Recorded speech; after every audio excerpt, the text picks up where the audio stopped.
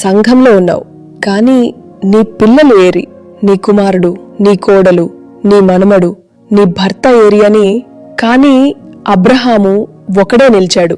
కాని శారా అబ్రహాములా నిలబడలేకపోయింది. జాగ్రత్త. మరి నీవు ఎలా ఉన్నావు? దేవుణ్ణి యజమానుడుగా నీ కుటుంబం ఒప్పుకుంటుందా?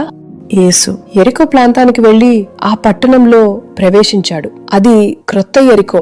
అందులో ఒక మోసకారి జక్కయ్య.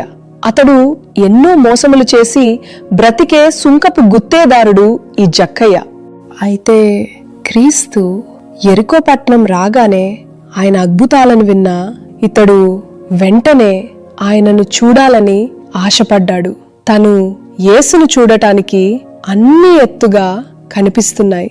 అందుకే చివరికి ఒక మేడి చెట్టు ఎక్కాడు. అంటే అర్థమేమిటి? మేడి చెట్టు, దాని చెక్కలను శవపేటికల పెట్టెను తయారు చేస్తారు. జక్కయ్య పైన బాగున్నా కూడా ఆత్మ చెడిపోయింది. దాని చెక్కలతో అది కాటికి చేరుకొని మట్టిలో కలిసిపోతుంది. అలాగే జక్కయ్య పాప జీవితం పేరుకు బ్రతికినా కూడా మృతుడే గనక తమ లోకానుసారంగా అస్థిపరుడే. కాని వ్యర్థుడే ఆ దారిలో ఇక క్రీస్తు రావడం, చెట్టుపైనున్న జక్కయ్యను క్రీస్తు చూడటం, జక్కయ్య దిగిరా నేనుంటానని అనటం జరిగిపోయింది.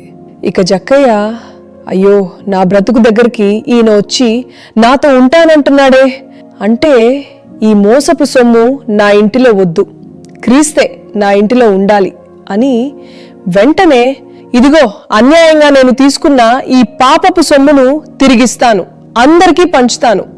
ఒకవేళ పంచినా మరలా మిగిలిన ఎలా? వద్దు, 4 రెట్లు పంచి ఇక వట్టివాడై క్రీస్తును సంపాదించుకుంటున్నాడు అని. అప్పుడు యేసు ఇతను కూడా అబ్రహాము కుమారుడే అన్నాడు. అబ్రహాము జక్కయ్యలా మోసగాడు కాదు గాని ఈ మోసగాన్ని ఆ భక్తుని కుమారుడు అనుటలో అర్థార్థం ఏమంటే అబ్రహాము పిలుపుకు లోబడి ఏ విషయంలోనైనా దేవునినే యజమానుడిగా ఎన్నుకొని జీవించాడు.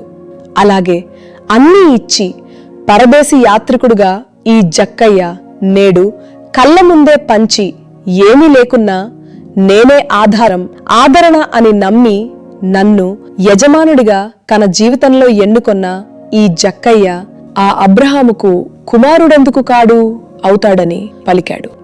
మరి నీవు ఆ జక్కయ్యలా పంచగలవా? జీవించగలవా? ఆలోచించు.